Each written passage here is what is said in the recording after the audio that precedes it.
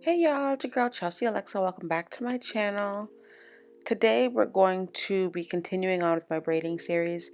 If you're new here, for the past maybe 2 years, I've had a braiding series where I go on to thoroughly go over like braiding basics and techniques. And today I'm going to be continuing on with that, showing you guys another method of how to box braid. I have already dropped a video on this channel showing how to box braid, but I'm going to be showing an alternate method today. I do suggest investing in a mannequin head if you do want to learn how to braid. So let's just get into the tools that I'm going to use. We're going to start off with combs. I have three different type of combs here. I have this first comb that has like a bit of a gap towards the front, which is good for sectioning off certain types of braids. I have this middle comb here that's kind of just a waste. I don't even know why I have that. And then I have this last comb with like the little rat tail. I ideally like a comb that's like a mixture of these two, one that has like the gap at the top and the tail comb at the bottom. So if you can find one like that, that's ideal. I'm going to be using Shine and Jam and this 3X Ruwa hair that I kind of just had already at my house. For the sake of neatness, I do use Shine and Jam to clean up my parts. It's optional, you don't have to use that. I'm going to go ahead and take my first piece of hair. I'm just showing you all that it's pre-stretched. If your hair is not pre-stretched, make sure to stretch before you start. So regarding hand placement and how to hold the hair, kind of think of like writing with a pencil. I grip the hair that way. I think I have more control that way. So now placing the extension hair on the scalp, the mannequin's hair becomes now our third strand for our braid. I'm going to use my thumb and my index finger to lift that up, and I'm going to start braiding kind of like how I would when I cornrow. If you have not watched my how to cornrow video, I highly suggest doing so. It's very similar motions. So up until this point, we have the mannequin's hair as our third strand of hair and the two pieces of extension hair as the other two strands.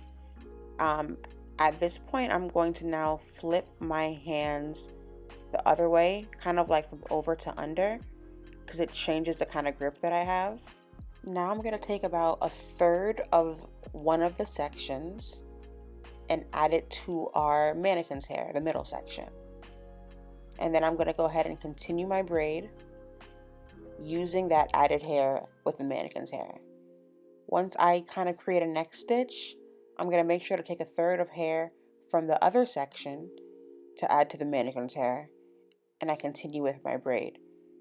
Doing that makes it so that now I've borrowed hair from each section, and we should have, for the most part, fairly even strands of hair, and we can continue braiding down the extension like no problem.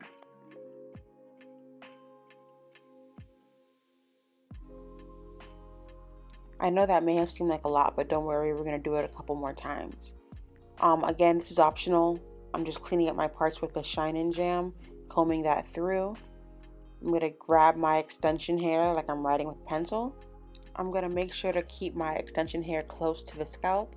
Then I'm going to use my pointer and thumb to lift the third strand all the way up and grab underneath. All the way up and grab underneath. That's the motion that we're going to be doing as we exchange these strands of hair between our hands. So I continue with this motion. I'm going to pull the mannequin's hair at some point just to kind of make sure that I'm keeping the braid tight to the scalp. Then I'm going to find myself at a stopping point where the mannequin's hair is back in the middle as our third strand. I'm going to borrow a third of one of the strands hair towards the middle, and then I continue with my braid.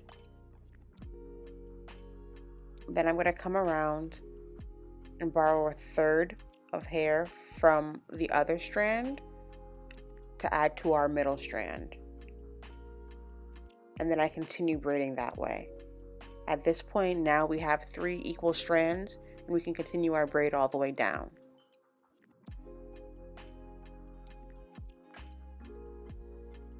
Okay, so I'm going to go ahead and I'm going to do one more braid a little bit faster now.